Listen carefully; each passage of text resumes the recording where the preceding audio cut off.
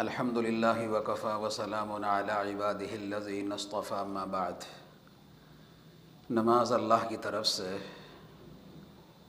ہمارے لیے، ایمان والوں کے لیے، سب مسلمانوں کے لیے، بھائی بہنوں کے لیے بڑا عظیم الشان تحفہ ہے۔ اتنا عظیم الشان تحفہ کہ جس کے ذریعے ہم اللہ کے قریب ہوتے ہیں، اللہ کے پیارے بنتے ہیں، جس تحفے کی قدر کرنے سے ہم کو دنیا کے اندر بہت سی اللہ کی طرف سے بشارتیں حاصل ہیں، اور دنیا سے جانے کے بعد جو اس کا اجر اور اس کا ثواب رکھا ہے، اس سے ہم سب فیض یاب ہوں گے۔ لیکن اس تحفے کی قدر سب سے زیادہ جو بندہ کرے گا، جو بھائی اور بہن کرے گا، اس کو زیادہ اس کا فائدہ ہوگا۔ خود اپنی زندگی میں وہ اس کا نفع ضرور دیکھے گا۔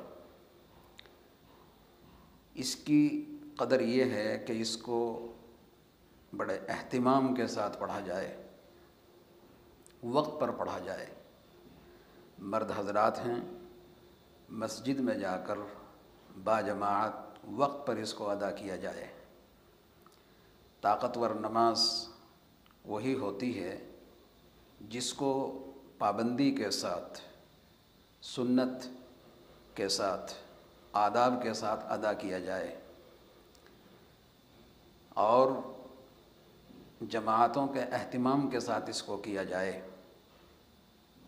اللہ تعالیٰ اس کے ذریعے چہرے کا نور، روزی کی برکتیں، گھر کی خوشحالی، کام اور کاروبار کی برکتیں اس سے جو حاصل ہوتی ہیں، وہ وہی اندازہ کر سکتا ہے جو اس کی قدر کرتا ہے اور اس کو دل کے ساتھ، شوق کے ساتھ ادا کرتا ہے۔ حضور صلی اللہ علیہ وسلم نے ایک حدیث میں ارشاد فرمایا: من صلی للہ 40 یوما فی جماعت یدرک التکبیرۃ الاولی کتبت له براءتان، براءۃ من النار و براءۃ من النفاق۔ یہ امام ترمذی رحمۃ اللہ علیہ نے حدیث بیان کی ہے۔ حضور صلی اللہ علیہ وسلم اس حدیث پاک میں ارشاد فرماتے ہیں کہ جو میرا امتی، خواہ وہ عورت ہو یا مرد ہو،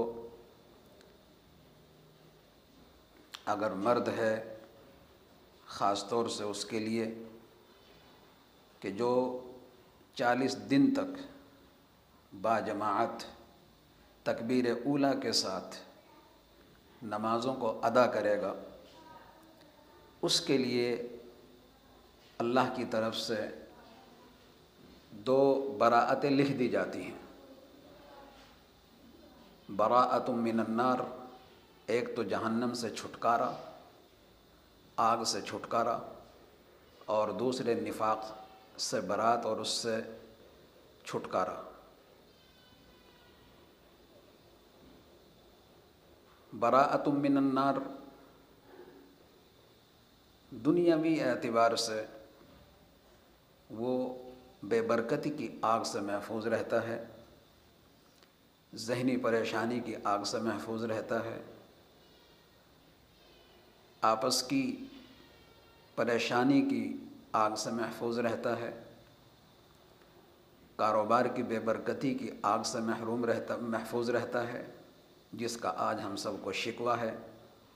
کما رہے ہیں، خوب کما رہے ہیں، ایک دکان، پھر دوسری دکان، پھر تیسری دکان، پھر چوتھی دکان، ایک فیکٹری، دوسری فیکٹری، ایک کمپنی، دوسری کمپنی، بڑھ رہی ہے، لیکن پریشانی بڑھتی جا رہی ہے۔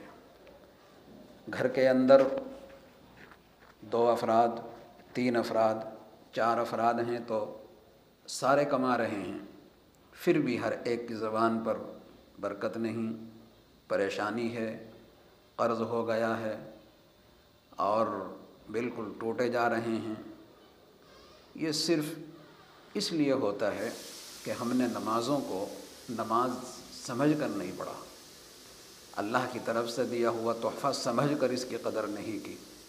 اگر پڑھی بھی ہے تو روایتاً پڑھی ہے، ایک روایت چلی آ رہی ہے کہ نماز میں جانا ہے، اگر نہ گئے تو کوئی کیا کہے گا۔ اس سے اوپر اٹھ کر نماز کو اگر ادا کیا جائے عشق کے ساتھ، اس تحفے کی قدردانی کے ساتھ، اور حدیث میں اس کو معراج فرمایا گیا کہ ایمان والے کی معراج ہے، یعنی اوپر اٹھنے کا ذریعہ۔ نماز پڑھتا ہے بندہ، جھکتا ہے، لیکن حقیقت میں وہ اس کے سامنے دوسرے جھکتے ہیں، وہ سجدے میں ہوتا ہے، حقیقت میں وہ زمین پر سجدہ کرتا ہے، اور اللہ تعالیٰ اس کو آسمانوں پر عرش پر بلند کر دیتا ہے۔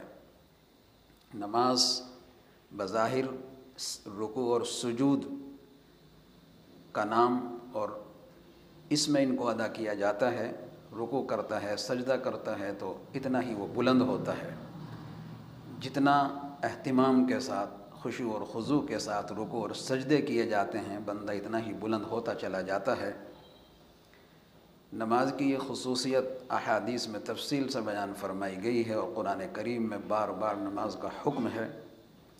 اقیم الصلاۃ، کہ نماز کو قائم کرو، یعنی اس طرح قائم کرو کہ ہر اعتبار سے وہ مکمل نماز نظر آئے۔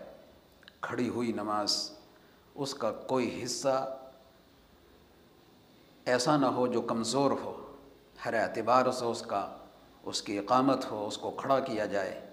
جب اس کو مضبوط طریقے سے کھڑا کیا جائے گا تو اس کو کھڑا کرنے والا یعنی مصلی، نمازی، تو ظاہری بات ہے اس کی بھی طاقت بنے گی، روحانی طاقت بنے گی، جسمانی طاقت بنے گی، اور اس کے کاروبار کی برکت سے طاقت بنے گی، گھر کے اندر محبت و پیار کی طاقت اس کو حاصل ہوگی، اللہ کا قرب حاصل ہوگا۔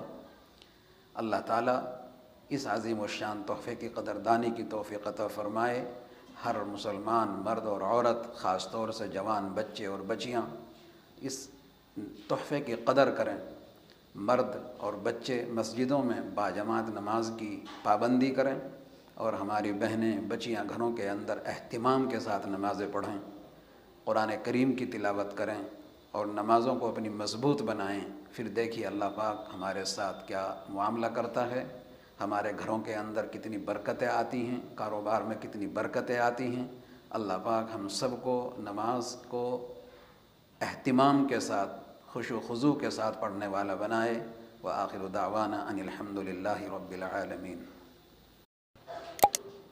الحمد للہ وکفی وسلام علی عبادہ